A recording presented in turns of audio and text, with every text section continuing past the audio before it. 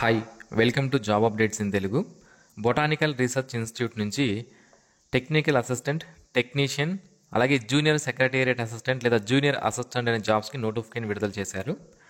ఈ నోటిఫికేషన్ సంబంధించి మనకి ఎన్బిఆర్ఐ, నేషనల్ బొటానికల్ రీసెర్చ్ ఇన్స్టిట్యూట్ అనేది మనకి సెంట్రల్ గవర్నమెంట్ కింద పనిచేసేటువంటి సంస్థ కాబట్టి ఆంధ్రప్రదేశ్ మరియు తెలంగాణ రాష్ట్రాలకు సంబంధించిన మేల్ అండ్ ఫిమేల్ క్యాండిడేట్స్ ఎవరైనా సరే ఈ జాబ్స్కి అప్లై చేసుకోవచ్చు. అలాగే ఈ జాబ్స్ అన్నీ కూడా పర్మనెంట్ గవర్నమెంట్ ఉద్యోగాలు. ఇవి అవుట్ సోర్సింగ్ కానీ కాంట్రాక్టువల్ జాబ్స్ కాదు, పర్మనెంట్ జాబ్స్. సో ఈ నోటిఫికేషన్ సంబంధించి టెక్నికల్ అసిస్టెంట్కి 75,000 వరకు శాలరీ రావడం జరుగుతుంది. టెక్నీషియన్కి 42,000, అలాగే జూనియర్ సెక్రటరీ అసిస్టెంట్ కూడా 42,000 వరకు శాలరీ అనేది రావడం జరుగుతుంది. ఏంటి ఇక్కడ 19,000, 35,000 ఇచ్చారు, బట్ మీరు ఏంటి 75,000, 35,000కి ఏమో 75,000 చెప్తున్నారంటే ఇది బేసిక్ పే మాత్రమే. దీనికి ఇతర అలవెన్సెస్ అన్ని కూడా కలుపుకొని 72,000 నుంచి 75,000 మధ్యలో శాలరీ అనేది రావడం జరుగుతుంది. ఎగ్జాక్ట్ శాలరీ ఎంత అనేది కూడా మనకి పోస్ట్ వైజ్గా ఇచ్చారు, అది కూడా నేను మీకు తెలియజేస్తాను. సో ఈ పోస్టులకు సంబంధించి ఒక్కొక్క పోస్టుకు సంబంధించినటువంటి క్వాలిఫికేషన్స్తో పాటుగా సెలక్షన్ ప్రొసీజర్ ఏ విధంగా ఉంటుంది, ఏజ్ ఎంత ఉండాలి, అన్ని వివరాలు నేను మీకు తెలియజేయడం జరుగుతుంది. సో ఇలాంటి డైలీ జాబ్ అప్డేట్స్ ఆంధ్రప్రదేశ్ సంబంధించి కానివ్వండి, తెలంగాణకు సంబంధించి కానివ్వండి, అలాగే సెంట్రల్ గవర్నమెంట్ జాబ్స్ ఏవైతే రిలీజ్ అవుతాయో వాటన్నిటిని కూడా మన యూట్యూబ్ ఛానల్ ద్వారా నేను మీకు అందిస్తాను.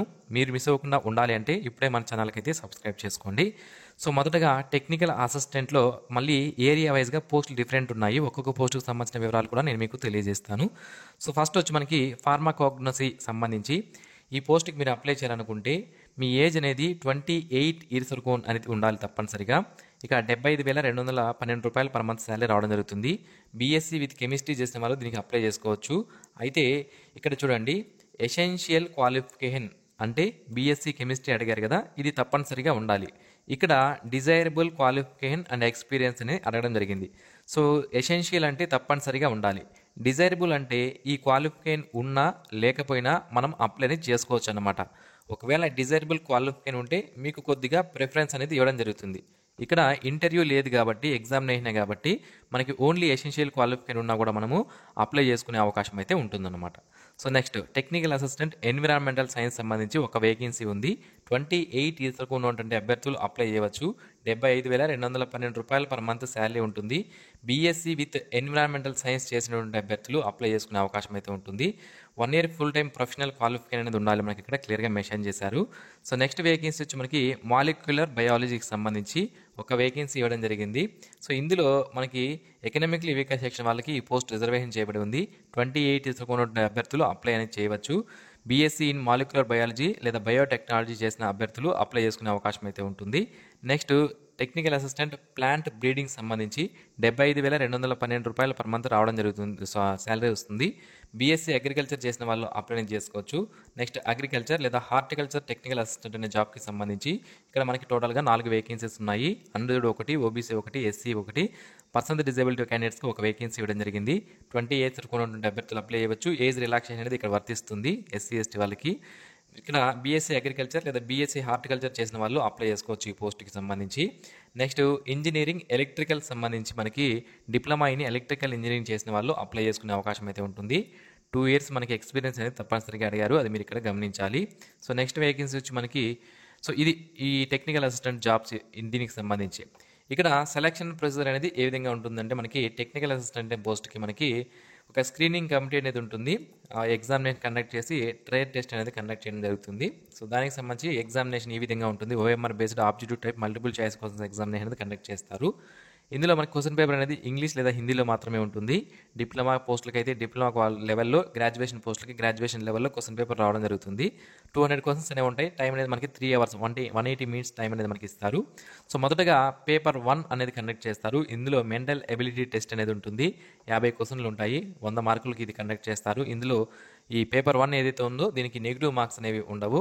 సో నెక్స్ట్ పేపర్ 2లో మనకి జనరల్ అవేర్నెస్ నుంచి 25 క్వశ్చన్లు, ఇంగ్లీష్ లాంగ్వేజ్ నుంచి 25 క్వశ్చన్లు అనేది ఉంటాయి. ఒక క్వశ్చన్కి 3 మార్కులు ఉంటుంది. ఇక్కడ నెగిటివ్ మార్క్ అనేది ఒకటి ఉంటుంది, మనకి ఇక్కడ క్లియర్గా మెన్షన్ చేశారు.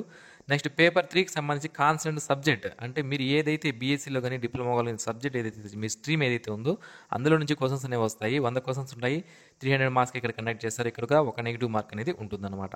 సో ఈ విధంగా మనకి సెలక్షన్ ప్రొసీజర్ అనేది ఉంటుంది. Written examination followed by trade test అన్నమాట ఈ పోస్టులకి సంబంధించి. ఇక ఏజ్ రిలాక్సేషన్ అన్ని పోస్టులకి కూడా వర్తిస్తుంది. రిజర్వేషన్ అనేది పోస్టులో రిజర్వేషన్ అనేది చేయబడి ఉంటే. సో నెక్స్ట్ వేకెన్సీ వచ్చి మనకి టెక్నీషియన్. ఈ టెక్నీషియన్ అనే పోస్టులు మొదటగా ట్రాక్టర్ మెకానిక్ లేదా ట్రాక్టర్ డ్రైవర్ లేదా మెకానిక్ మోటార్ వెహికల్ సంబంధించి ఉంది. దీనికి 28 సంవత్సరాల వరకు ఉన్నటువంటి అభ్యర్థులు అప్లై చేయవచ్చు. శాలరీ 41,237 రూపాయలు పర్ మంత్ శాలరీ రావడం జరుగుతుంది. దీనికి అప్లై చేయాలనుకుంటే 10th తర్వాత ఐటీఐ సర్టిఫికేట్ అనేది ఉన్నవాళ్ళు దీనికి అప్లై చేసుకోవచ్చు.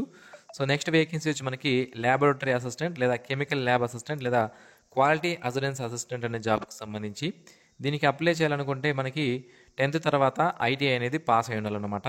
సో అది మీరు గమనించాలి. ఐటీఐ మళ్ళీ ఇక్కడ ఇచ్చినటువంటి ట్రేడ్స్ ఏవైతే ఉన్నాయో laboratory assistant, chemical lab assistant ఇవి అయితే ఉన్నాయో దీనికి రిలేటెడ్గా ఉన్నటువంటి ఐటీఐ చేస్తుంటే మాత్రమే అప్లై చేసుకోవడానికి అవకాశం అనేది ఉంటుంది. అది మీరు గమనించాలి.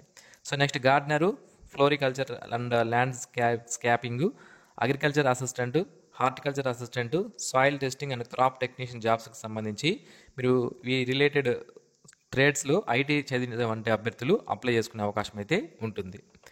సో నెక్స్ట్ వచ్చి మనకి computer operator and programming assistant Copa ఈ పోస్టులకు అయితే మనకి 10th తర్వాత ఐటీఐ సర్టిఫికేట్ అనేది కోపాలో చేసినటువంటి అభ్యర్థులు అప్లై చేసుకునే అవకాశం అయితే ఉంటుందన్నమాట.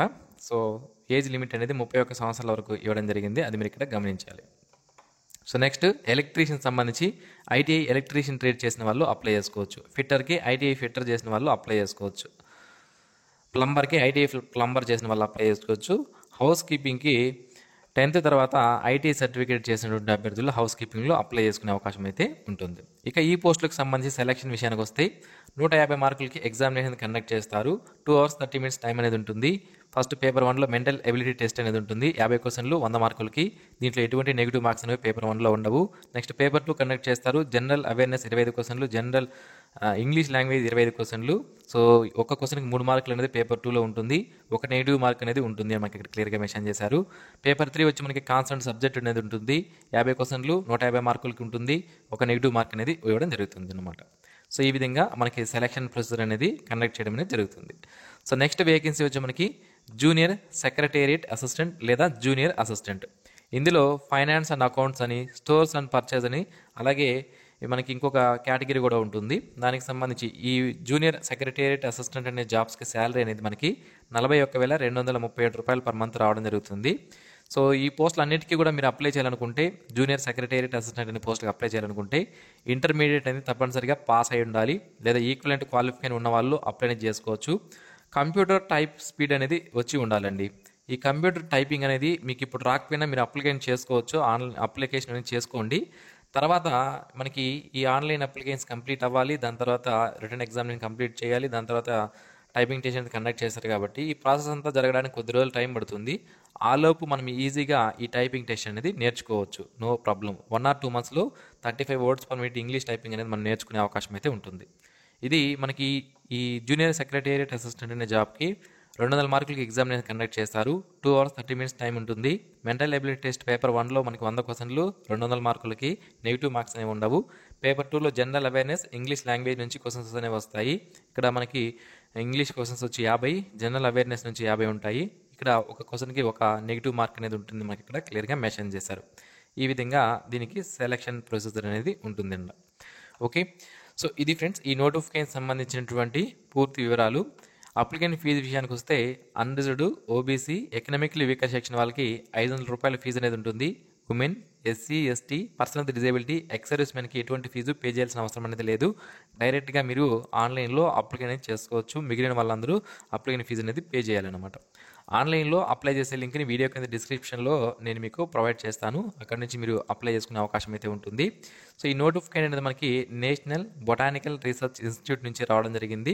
అండ్ ఆన్లైన్ అప్లికేషన్ అనేవి ఆల్రెడీ స్టార్ట్ అయ్యాయి. అప్లై చేసుకోవడానికి లాస్ట్ డేట్ వచ్చి 2/6/2025 లోపు అప్లికేషన్ అనేది చేసుకోవాల్సి ఉంటుంది. Okay, thanks for watching this video. ఈ వీడియో మీకు నచ్చినట్లయితే లైక్ చేయండి, మీ ఫ్రెండ్స్కి షేర్ చేయండి. Thanks for watching. Have a nice day friends.